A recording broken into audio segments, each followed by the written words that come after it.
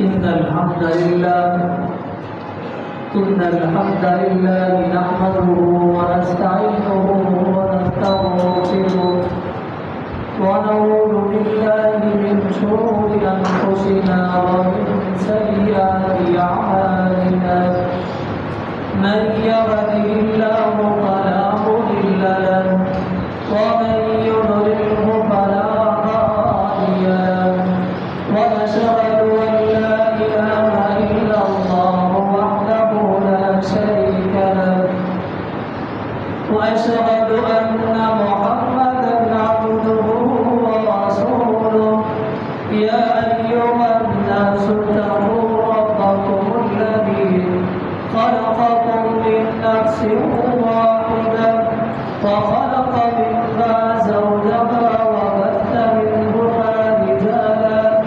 وبث منهما رجالا كثيرا ونساء واتقوا الله الذي تساءلون به والأرحام إن الله كان عليكم رقيبا يا أيها الذين آمنوا اتقوا الله حق تقاته ولا تموتن إلا وأنتم مسلمون يا أيها الذين آمنوا اتقوا الله وقولوا قولا سديدا يصلح لكم أعمالكم ويغفر لكم ذنوبكم ومن يطع الله ورسوله فقد فاز فوزا عظيما أما بعد فإن خير الحديث كتاب الله وخير الهدي هدي محمد صلى الله عليه وسلم وشر الأمور محدثاتها وكل محدثة بدعة وكل بدعة ضلالة وكل ضلالة في النار اللهم صل على محمد وعلى آل محمد كما صليت على إبراهيم وعلى آل إبراهيم إنك حميد مجيد اللهم بارك على محمد وعلى آل محمد كما باركت على إبراهيم وعلى آل إبراهيم إنك حميد مجيد سبحانك لا علم لنا إلا ما علمتنا إنك أنت العليم الحكيم قال رب اشرح لي صدري ويسر لي أمري واحلل عقدة من لساني يفقه قولي رب زدني علما رب زدني علما اللهم رب زدنا علما وقال الله تبارك وتعالى في القرآن المجيد والفرقان الحميد محمد رسول الله والذين معه أشداء على الكفار رحماء بينهم किस्म की हमदो सना तारीफ़ात तमजीदात तस्बीहात तहलीलात अल्लाह वहदहु ला शरीक के लिए दुरूद व सलाम हो इमामुल अंबिया इमाम आज़म जनाब मोहम्मद रसूलुल्लाह सल्लल्लाहु अलैहि वसल्लम की जात अक़दस पर समीर मोहतरम सैयदना उमर बिन खत्ताब रज़ियल्लाहु तआला अन्हु आप अपनी जिंदगी के आखिरी आयाम में बीमार नहीं थे अगरचे, लेकिन आपको इस बात का इल्म और अंदाजा हो गया था कि अब मैं दुनिया से रुखसत होने वाला हूँ। اب سوال یہ پیدا ہوتا ہے کہ آپ بیمار بھی نہیں ہے، وحی کا نزول بھی نہیں ہے، پھر بھی آپ کو کیسے علم ہو گیا کہ میں دنیا سے رخصت ہونے والا ہوں؟ تفسیر ابن کثیر میں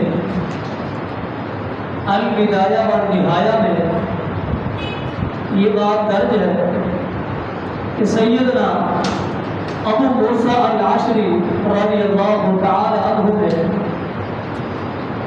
خواب میں دیکھا کہ ایک پہاڑ ہے، اس پہاڑ کے اوپر میں چڑھ رہا ہوں۔ بڑی مشکل سے میں جب چوٹی پہ پہنچا، اوپر میں چڑھ گیا، میں دیکھتا ہوں اس پہاڑ کی چوٹی پہ دو عظیم ہستیاں کھڑی ہیں، جناب محمد رسول اللہ صلی اللہ علیہ وسلم موجود ہیں، کھڑے ہیں اعلیٰ جنبہ، اور آپ کے ساتھ سیدنا ابو بکر صدیق رضی اللہ تعالی عنہ بھی کھڑے ہیں، اور دونوں انتعال سیدنا عمر بن خطاب رضی اللہ تعالی عنہ کو بلا رہے ہیں کہ انتعال، اے عمر رضی اللہ تعالی عنہ، آپ ہمارے پاس آ جاؤ۔ یہ خواب سیدنا عمر بن خطاب رضی اللہ تعالی عنہ کو بتایا گیا، آپ کو یہاں سے اندازہ ہو گیا تھا کہ اب میں دنیا سے رخصت ہونے والا ہوں۔ اسی طرح دیگر صحابہ کرام نے، جس طرح عوف بن مالک کے متعلق آتا ہے رضی اللہ تعالی عنہ، دیگر صحابہ کرام کے متعلق بھی آتا ہے، صحابہ کرام کے خواب تو درکنار رہے، میں بذات خود سیدنا عمر بن خطاب رضی اللہ تعالی عنہ کا خواب جو کہ صحیح بخاری میں درج ہے، فرماتی ہیں اس حدیث کے راوی سیدنا عمر بن میمون ہے رضی اللہ تعالی عنہ، فرماتی ہیں کہ آپ نے خواب میں دیکھا ایک سرخ رنگ کا مرغا ہے، اس مرغے نے نقرہ ثلاث نقرات، تین چونچے آ کے سیدنا عمر بن خطاب رضی اللہ تعالی کو ماری، جس کو ہم اپنی سادہ زبان میں ٹھونگے کہتے ہیں۔ یہ تین چونچے اس سرخ مرغے نے آپ کو آ کے ماری ہے۔ یہ خواب آپ نے دیکھا، پھر اس خواب کی تعبیر معلوم کرنے کے لیے آپ نے بڑی جدوجہد کی، لیکن آپ کو اپنے خواب کی تعبیر نہ مل سکی۔ وقت کم ہے، باتیں بڑی قیمتی ہیں، تعبیر نہ مل سکی۔ آخر کار آپ نے رخ کیا سیدہ اسماء بنت امیس رضی اللہ تعالی عنہا کے پاس خواب کی تعبیر معلوم کرنے کے لیے۔ سیدہ اسماء بنت امیس رضی اللہ تعالی عنہ کون ہے؟ ان کی وضاحت کرتے ہوئے پھر اپنی بات کی طرف آؤں گا۔ یہ وہ عظیم صحابیہ ہے، یہ جلیل القدر صحابیہ ہے، جنہوں نے نبی اکرم صلی اللہ علیہ وسلم کے دور سے، آپ کے زمانہ سے خواب کی تعبیر کا علم جان چکی تھی اور خواب کی تعبیر دیتی تھی آپ کے زمانے سے۔ سیدہ اسماء بنت امیس رضی اللہ تعالی عنہ یہ وہ عظیم صحابیہ ہے جن کا سب سے پہلے نکاح سیدنا جعفر بن ابی طالب رضی اللہ تعالی عنہ کے ساتھ ہوا تھا، جن کو جعفر طیار بھی کہتے ہیں۔ سیدنا جعفر رضی اللہ تعالی عنہ جنگہ موتا میں شہید ہو گئے تھے، پھر نبی اکرم صلی اللہ علیہ وسلم نے بذات خود سیدہ اسماء کا نکاح سیدنا ابو بکر صدیق رضی اللہ تعالی عنہ کے ساتھ آپ نے کر دیا۔ جب سیدنا ابو بکر صدیق رضی اللہ تعالی عنہ فوت ہو گئے تو اسماء بنت امیس کے ساتھ رضی اللہ تعالی عنہ سیدنا علی مرتضی رضی اللہ تعالی عنہ نے نکاح کیا تھا، جو کہ ایک معروف بات بھی ہے، جن کے متعلق کہا جاتا ہے کہ ان کے بطن سے محمد بن ابی بکر پیدا ہوئے رضی اللہ تعالیٰ عنہ۔ اگر تاریخ کی کتب کو پڑھا جائے کہ محمد بن ابی بکر اسماء بنت عمیس کے بطن سے پیدا ضرور ہوئے، لیکن یہ سیدنا ابوبکر صدیق رضی اللہ تعالیٰ کے بیٹے تھے، چھوٹے تھے۔ سیدنا علی رضی اللہ عنہ جب نکاح کیا تھا تو یہ سیدنا اسماء بنت عمیس کی پرورش میں تھے۔ ان کی پرورش محمد بن ابی بکر کی سیدنا علی مرتضیٰ نے کی تھی۔ یہ وہی محمد بن ابی بکر ہے جو صحیح بخاری میں آتا ہے۔ آپ سے سوال کیا تھا، سیدنا علی مرتضیٰ سے پوچھا تھا، سوال کیا تھا کہ آپ صلی اللہ علیہ وسلم کے بعد سب سے افضل شخص کون ہے؟ آپ نے جواب دیا تھا ابو بکر۔ پھر پوچھا تھا ان کے بعد، فرمایا کہ عمر رضی اللہ عنہ۔ آخر حدیث آپ کے ذہن میں آ گئی ہوگی۔ واپس اپنی بات کی طرف آتے ہیں۔ سیدہ اسماء بنت عمیس رضی اللہ تعالیٰ عنہ اب خواب کی تعبیر بتانے لگی ہے۔ امیر المؤمنین عمر بن خطاب رضی اللہ تعالیٰ عنہ کیا کہتی ہیں؟ امیر المؤمنین، اب آپ ہمارے پاس مہمان ہیں، آپ چند دن کے مہمان ہیں، آپ دنیا سے رخصت ہونے والے ہیں۔ اس سرخ رنگ مرغے سے یہ معلوم ہوتا ہے کہ آپ کو شہید کرنے والا غیر مسلم ہوگا، اور آپ کو شہید کرنے والا غیر غیر یعنی عربی ہوگا، عجمی ہوگا، عربی نہیں ہوگا۔ ایک تو غیر مسلم، دوسرا عجمی ہوگا جو آپ کے اوپر قتلانہ حملہ کرے گا اور وہ آپ کو شہید کر دے گا۔ کیونکہ شہادت کی خبر آپ کو پہلے مل چکی تھی، میں اس کا آگے ذکر کروں گا۔ سیدنا عمر بن خطاب رضی اللہ عنہ کو میں نے عرض کیا تھا، آپ کو علم ہو گیا، آپ کو اندازہ ہو گیا تھا کہ میں اب دنیا سے رخصت ہونے والا ہوں۔ پھر آپ نے خواب کی تعبیر معلوم کرنے کے بعد، اس کے بعد چند ایک ایام گزرنے کے بعد اب اپنے گھر پہ موجود ہے، جیسے اپنے گھر پہ بیٹھے ہوئے، صحیح بخاری میں ہے، آپ نے اللہ تعالیٰ سے ایک دعا کی ہے۔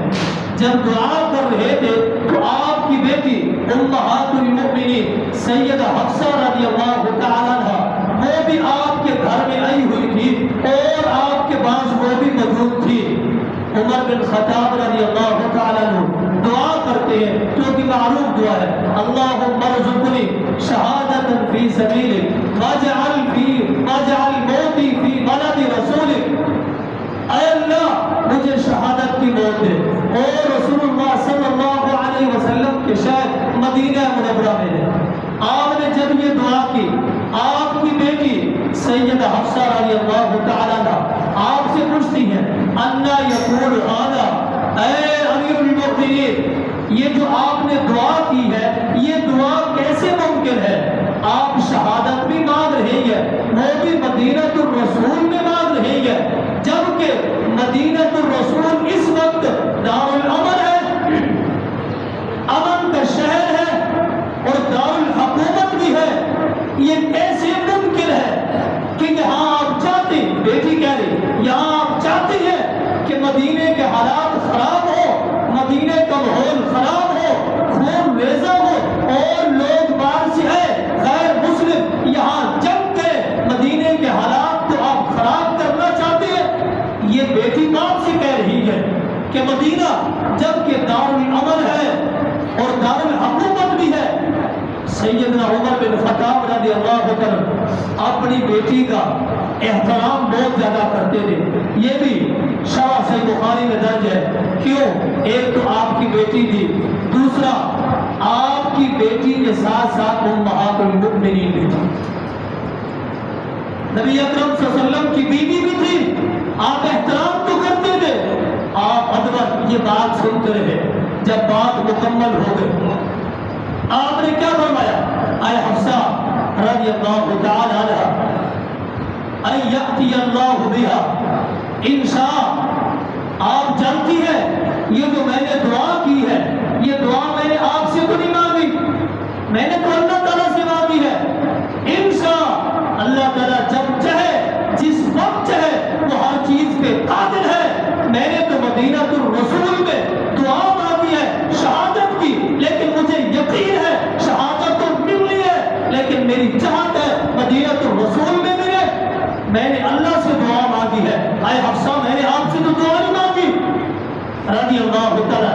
اگر اللہ تعالیٰ چاہے مدینے کا ماحول خراب کیے بغیر کسی کافر کسی غیر مسلم حکمران کو مدینے پہ مسلط کیے بغیر اللہ تعالیٰ مجھے شہادت کی موت دے سکتے ہیں. وہ بھی مدینہ تو رسول میں. اللہ تعالیٰ ہر چیز کے قادر ہے. آپ نے جملہ فرما دیا, آپ نے جملہ فرما دیا. پھر ہوا کیا؟ یہی ہے کہ سیدنا عمر بن خطاب رضی اللہ تعالیٰ کو شہادت کی موت کی آپ کو یقین تو تھا, آپ کو بالکل یقین تھا. اس بات کی طرف آپ دیکھیں, اس حدیث کی طرف دیکھیں جو صحیح بخاری میں ہے. سیدنا عمر بن خطاب ابوبکر صدیق رضی اللہ تعالیٰ عنہ, سیدنا عثمان غنی رضی اللہ تعالیٰ عنہما بذات خود محمد رسول اللہ صلی اللہ علیہ وسلم. معروف حدیث ہے, اور پہاڑ پہ آپ جب چڑھے تھے, چڑھتے ہوئے اور پہاڑ میں حرکت کرنا شروع کر دی. آپ نے فرمایا کہ اس کو یا رک جا, حرکت نہ کر. علیک نبی و صدیق و شہیدان, تجھ پہ ایک نبی ہے, ایک صدیق ہے اور 2 شہید ہیں. سیدنا عمر بن خطاب رضی اللہ عنہ کو اندازہ تو تھا اور یقین تھا مجھے شہادت ملنی ہے. مدینہ تو رسول میں مل جائے تو کیا بات ہے. اللہ رب العالمین نے پھر دعا کو کیسے قبول کیا؟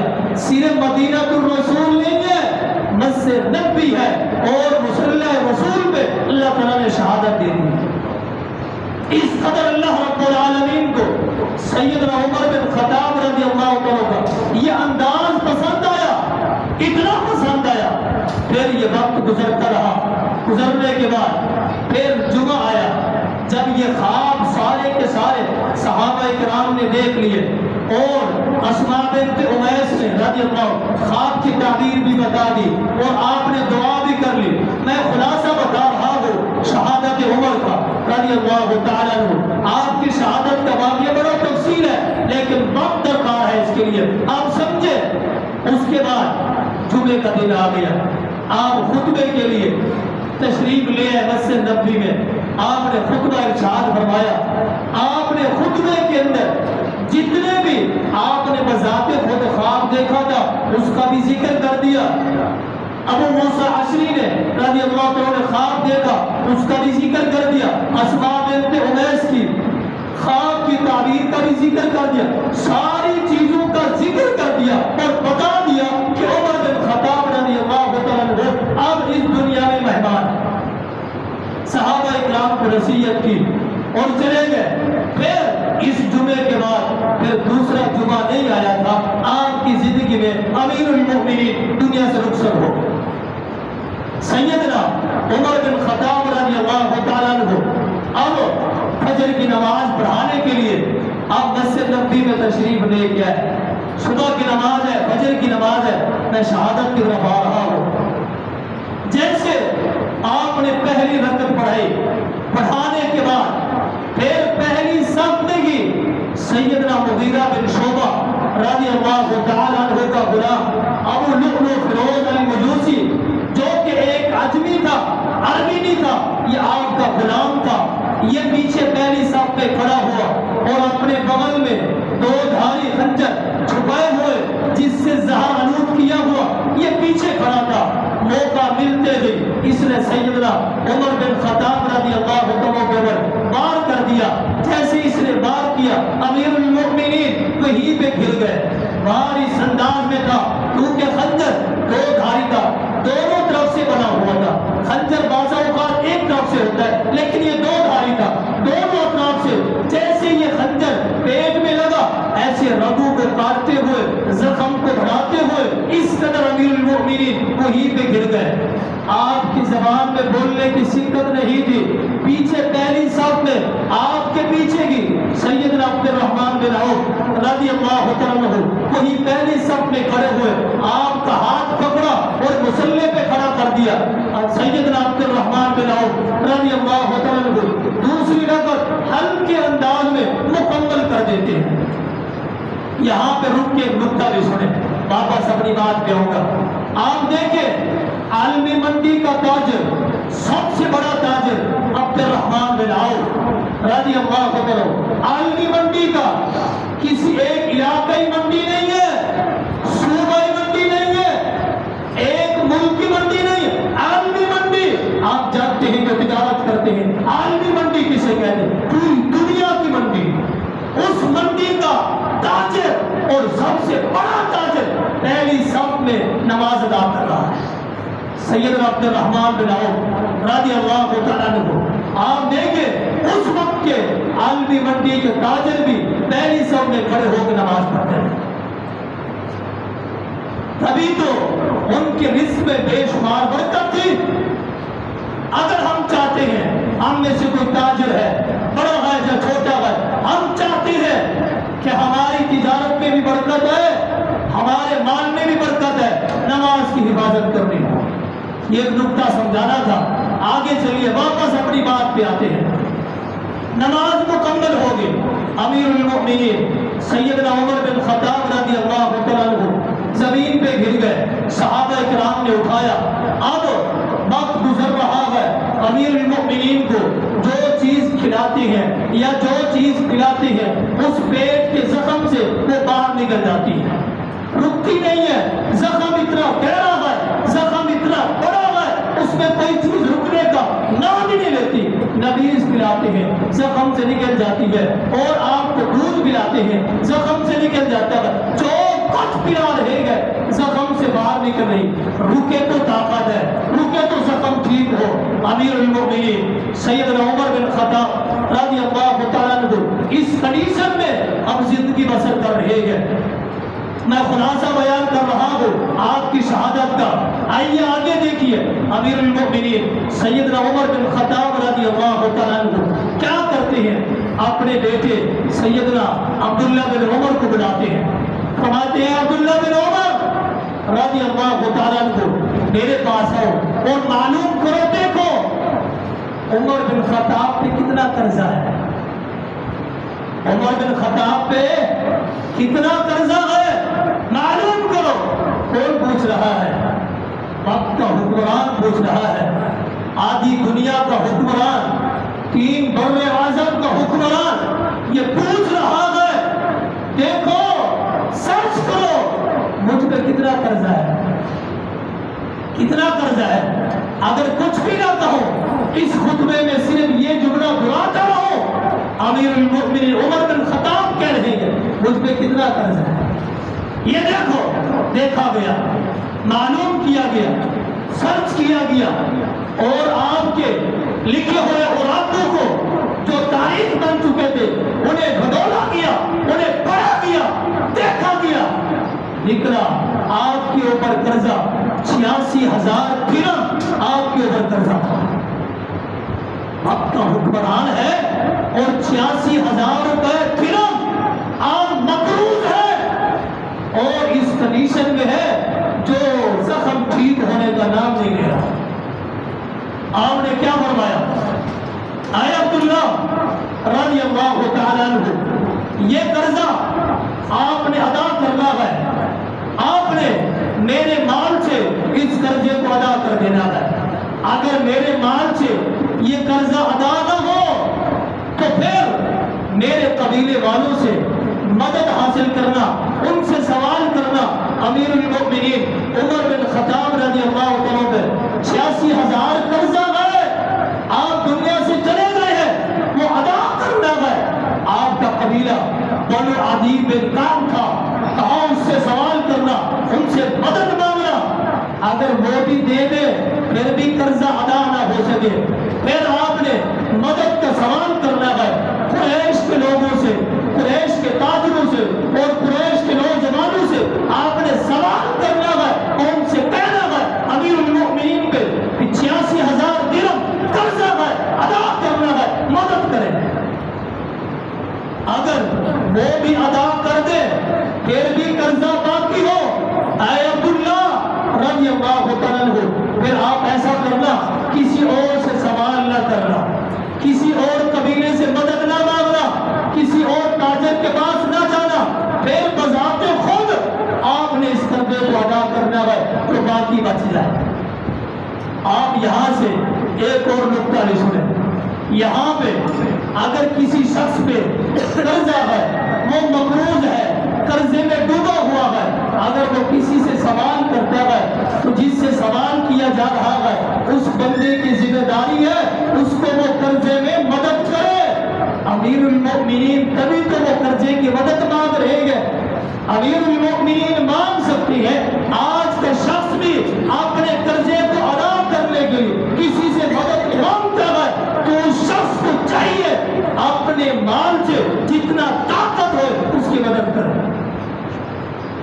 یہ امیر المؤمنین کی یہ سنت بھی ہے، علیکم بسنتی و سنت الخلفاء الراشدین۔ یہ خلفاء راشدین میں دوسری ہستی ہے، دوسرا شخص ہے، ان کی سنت بھی اس انداز میں بھی چلا جا سکتا ہے۔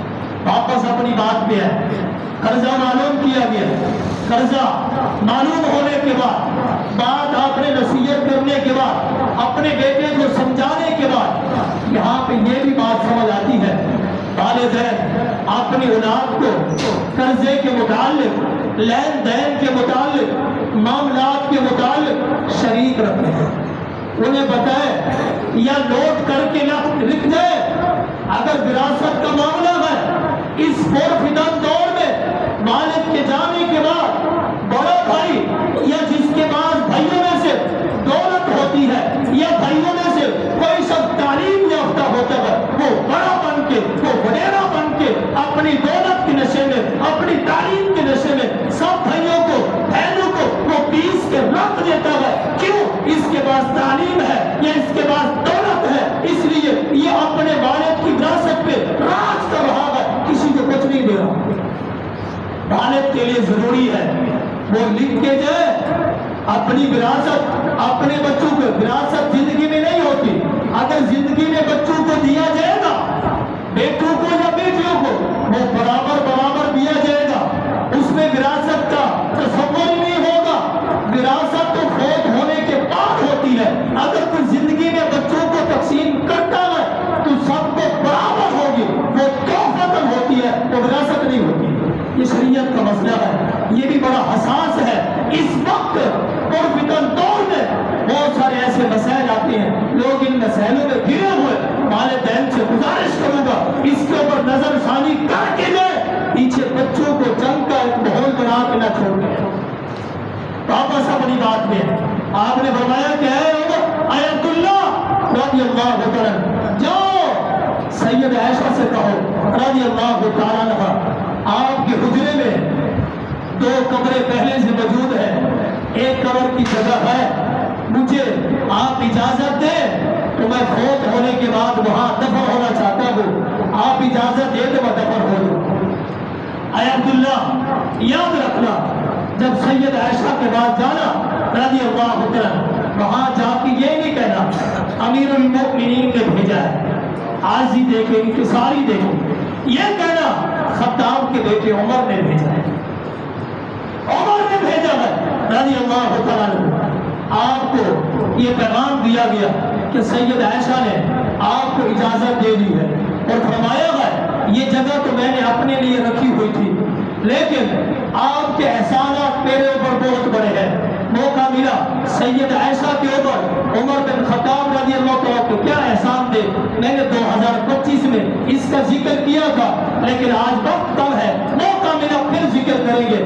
آپ کے احسان ہے، آپ کو نہیں ٹھکرایا جا سکتا، آپ میری جگہ پہ دفن ہو سکتے ہیں، دفن ہو سکتے ہیں۔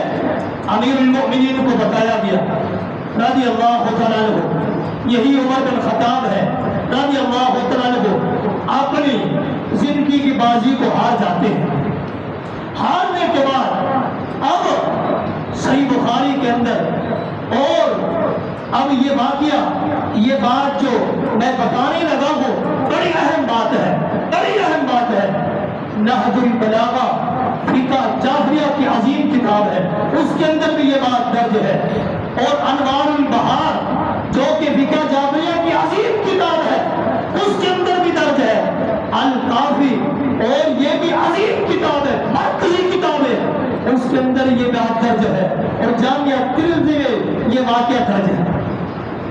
سیدنا عمر بن خطاب رضی اللہ عنہ دنیا سے رخصت ہو گئے، اب فوت ہو گئے، آپ کو شہادت مل چکی ہے، سیدنا عبداللہ بن عباس رضی اللہ عنہ فرماتے ہیں آپ کی لاش جنازے کے اوپر چارپائی کے اوپر رکھی ہوئی ہے، لوگ ارد گرد جمع ہے، بڑی اہم بات ہے، بڑی اہم بات ہے، سمجھیے اس کو دل کی تختی پہ نوٹ کریں۔ آپ کی لاش رکھی ہوئی ہے، لوگ ارد گرد جمع ہے اور آپ کے لیے رحمت کی دعائیں کر رہے ہیں، دعائیں کر رہے ہیں۔ میں بھی وہاں موجود ہوں، میں بھی دعا کر رہا ہوں۔ عبداللہ بن عباس کہتے ہیں رضی اللہ عنہ، میں بھی دعا کر رہا ہوں، لوگ بھی دعا کر رہے ہیں۔ اچانک اس بھیڑ میں، اس جمع غفیر میں ایک شخص آتا ہے، اس نے آ کے میرے کندھے پہ ہاتھ رکھا، ہاتھ رکھنے کے بعد زور سے امیر المؤمنین کو آواز دے کے پکارتا ہے۔ میں نے مڑ کے دیکھا پیچھے کہ وہ سیدنا عمر بن خطاب رضی اللہ عنہ کے سسر تھے، عمر بن خطاب رضی اللہ عنہ کے سسر تھے۔ میرے کندھے پہ ہاتھ رکھ کے اپنے داماد کو بلا رہے تھے، جبکہ داماد فوت ہو گئے۔ کیا کہتے ہیں امیر المؤمنین؟ اب سسر نے داماد کے متعلق 3 باتیں کہی، بڑی عظیم باتیں ہیں۔ اب میں بتاؤں گا آگے چل کے وہ سسر کون تھے۔ سیدنا عبداللہ بن عباس فرماتے ہیں رضی اللہ عنہ، آپ کے سسر نے زور سے یہ آواز لگائی، امیر المؤمنین آپ کے لیے دعائیں ہیں، رحمت کی دعائیں ہیں۔ دعائیں کرنے کے بعد پھر دوسری بات کیا کہتے ہیں؟ اے امیر المؤمنین عمر بن خطاب رضی اللہ عنہ، آپ نے اپنی زندگی کے بعد اپنے پیچھے کسی ایسے شخص کو نہیں چھوڑا جس کے اعمال جیسے اعمال، سمجھیے، جس کے اعمال جیسے اعمال لے کے میں اللہ تعالیٰ کے پاس حاضر ہونا مجھے پسند ہے۔ اگر آپ کو بات سمجھ نہیں ہے تو میں آپ کو سادہ الفاظ میں سمجھاتا ہوں۔ اے امیر المؤمنین، آپ نے اپنی پیچھے کسی ایسی شخص کو نہیں چھوڑا جس کے اعمال اتنا عظیم ہو، ان کے اعمال کو دیکھ کے ہم پیچھے سے عمل کریں اور ان عمل کو لے کے اللہ تعالیٰ کے پاس حاضر ہو، اللہ تعالیٰ ہم سے راضی ہو۔ اے امیر المؤمنین، پیچھے آپ نے ایسا بندہ نہیں چھوڑا اور میری پسندی کا بندہ بھی نہیں چھوڑا پیچھے آپ نے، ایسا بندہ جو آپ سے زیادہ مجھے محبوب ہو۔ ان الفاظوں کو ذہن میں رکھنا، جو آپ سے زیادہ مجھے محبوب ہو۔ امیر المؤمنین، آپ نے پیچھے ایسا بندہ نہیں چھوڑا۔ آگے سے تیسری بات، سسر اپنے داماد کے لیے کیا کہتے ہیں؟ فرماتے ہیں اے امیر المؤمنین، مجھے یقین تھا اللہ تعالیٰ آپ کو اپنے دونوں ساتھیوں کے ساتھ ملا دے گا، اللہ تعالیٰ رکھ دے گا محمد الرسول اللہ صلی اللہ علیہ وسلم کے ساتھ، ابوبکر صدیق کے ساتھ رضی اللہ عنہ۔ مجھے یقین تھا، اس لیے یقین تھا، میں نے اکثر امیر المؤمنین، میں نے اکثر محمد الرسول اللہ صلی اللہ علیہ وسلم کی نبوت والی مبارک زبان سے میں یہ سنا کرتا تھا، آپ یہ فرماتے تھے جئت انا ابو بکر و عمر، میں آیا، ابو بکر اور عمر آئے، ودخلت انا ابو بکر و عمر، میں داخل ہوا، ابو بکر بھی اور عمر بھی میرے ساتھ داخل ہوئے، وخرجت انا ابو بکر و عمر، میں نکلا، میرے ساتھ ابو بکر بھی نکلے اور عمر بھی نکلے رضی اللہ تعالیٰ عنہ۔ میں سنا کرتا تھا آپ صلی اللہ علیہ وسلم فرماتے تھے کسی کمرے میں داخل ہوئے، کسی جگہ میں داخل ہوئے، کسی جگہ سے نکلے اور کسی چیز کے پاس آئے تو آپ کے ساتھ یہی ہوتے، آپ ان کا ذکر کرتے تھے۔ مجھے یقین تھا آپ اپنے دونوں دوستوں کے ساتھ اللہ تعالیٰ آپ کو ملا دے گا۔ اللہ تعالیٰ نے آپ کو آج ملا دیا، اجازت مل گئی ہے حجر عائشہ میں دفن ہونے کے لیے، اللہ تعالیٰ نے آپ کو ملا دیا۔ امیر المؤمنین عمر بن خطاب رضی اللہ عنہ متعلق یہ باتیں کہنے والا آپ کا سسر کون تھا؟ وہ شیر خدا علی مرتضیٰ تھا رضی اللہ عنہ۔ علی مرتضیٰ ہے رضی اللہ عنہ۔ کیا کہہ رہے ہیں؟ لوگ کہتے ہیں نفرت تھی، یہ نفرت ہے، میں نے انہی کی کتابوں سے حوالہ دیا ہے۔ اگر نہیں میری بات پہ یقین نہ کرے بحر الانوار پڑھ کے دیکھ لیں، نہ کرے اور نہج البلاغہ پڑھ کے دیکھ لیں، الکافی پڑھ کے دیکھ لیں، اہل سنت والجماعت کی عظیم کتاب صحیح البخاری پڑھ کے دیکھ لیں، سیاستہ کی عظیم کتاب الترمذی پڑھ کے دیکھ لیں۔ یہ محبت تھی، یہ الفت تھی، یہ چاہت تھی، یہ سسر ہے۔ سید عمر بن خطاب کے رضی اللہ عنہ کبھی موقع ملا سسر و جماعت کا ذکر بالکل خالصتاً کریں گے، وہ بھی مخالف کی کتابوں کے حوالے کے ساتھ۔ میرے ذہن میں ہے، میرے علم میں ہے، سیدنا علی مرتضیٰ رضی اللہ عنہ اپنی بیٹی ام کلثوم کا نکاح امیر المؤمنین عمر بن خطاب کے ساتھ کیا تھا۔ یہ مخالف کی کتابوں سے حوالے میرے پاس سینکڑوں موجود ہے، موقع ملا تو ذکر کروں گا انشاءاللہ۔ واپس اپنی بات پہ آتے ہیں، یہ سسر ہے سیدنا علی مرتضیٰ رضی اللہ عنہ۔ آگے چلیے، دیکھیے وقت زیادہ ہو گیا ہے، آخری باتیں تو سیدنا عمر بن خطاب رضی اللہ عنہ۔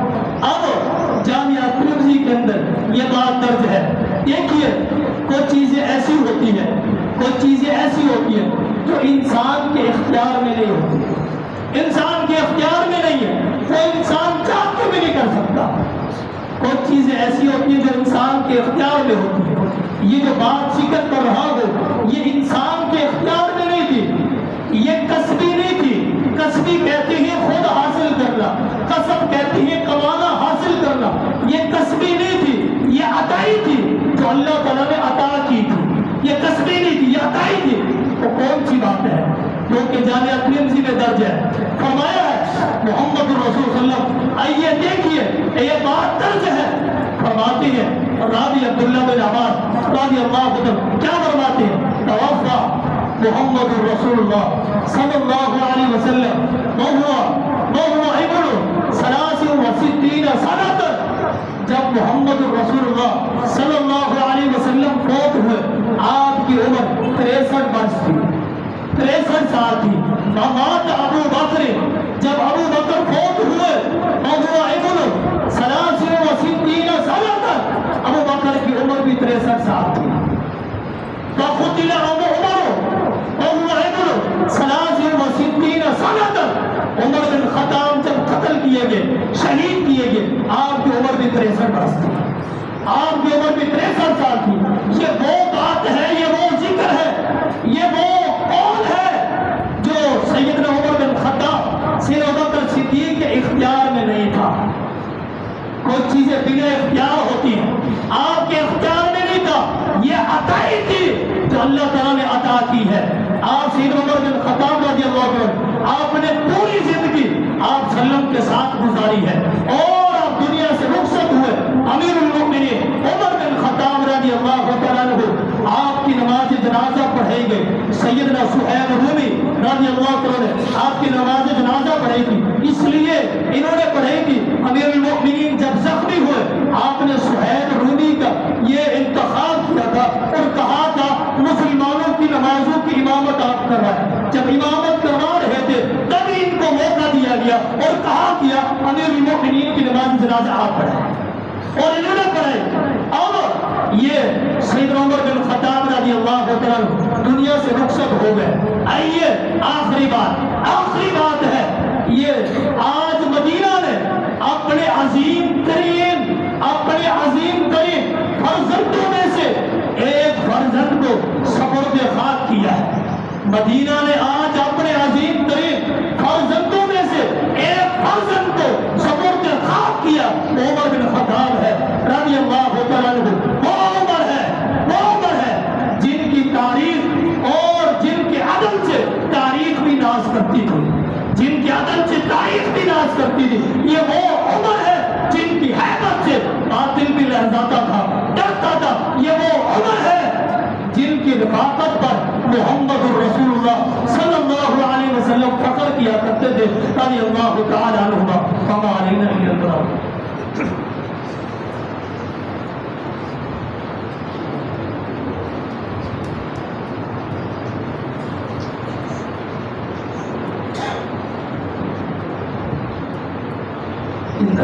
لله إن الحمد لله نحمده ونستعينه ونستغفره ونعوذ بالله من شرور أنفسنا ومن سيئات أعمالنا من يهده الله فلا مضل له ومن يضلل فلا هادي له ونشهد أن لا إله إلا الله وحده لا شريك له وأشهد أن محمدا عبده ورسوله أما بعد فإن خير الحديث كتاب الله وخير الهدي هدي محمد صلى الله عليه وسلم وشر الأمور محدثاتها وكل محدثة بدعة وكل بدعة ضلالة وكل ضلالة في النار.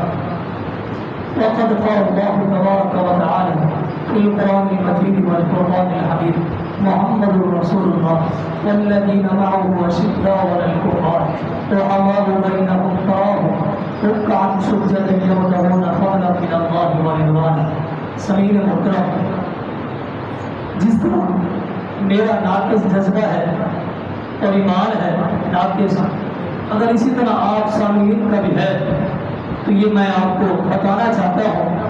اس منبر سے محرم الحرام میں جتنے بھی جمعے آئیں گے انشاءاللہ، آنے والا جمعہ اس لیے آپ کو بتا رہا ہوں، اگر آپ حقیقت کے طلبگار ہیں، آپ سچائی کے طلبگار ہیں، یا آپ کے دوست احباب سچائی کے طلبگار ہیں، آنے والا خطبہ شہادت حسین میں ہوگا رضی اللہ عنہ. واقعہ کربلا کی حقیقت بیان کریں گے.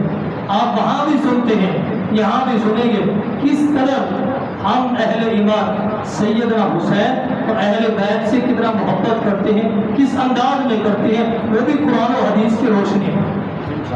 اس کے بعد سیدنا علی مرتضیٰ رضی اللہ تعالیٰ کی آپ کی شان پہ اور آپ کی شہادت پہ، آپ کی فضیلت پہ خطبے دیں گے، اس لیے کہ ہم یہ سمجھانا چاہتے ہیں، یہ بتانا چاہتے ہیں اور اپنے آپ کو اہل بیت کے ساتھ محبت کرنے میں نام لکھوانا چاہتے ہیں کہ ہم اہل بیت سے اس انداز میں محبت کرتے ہیں.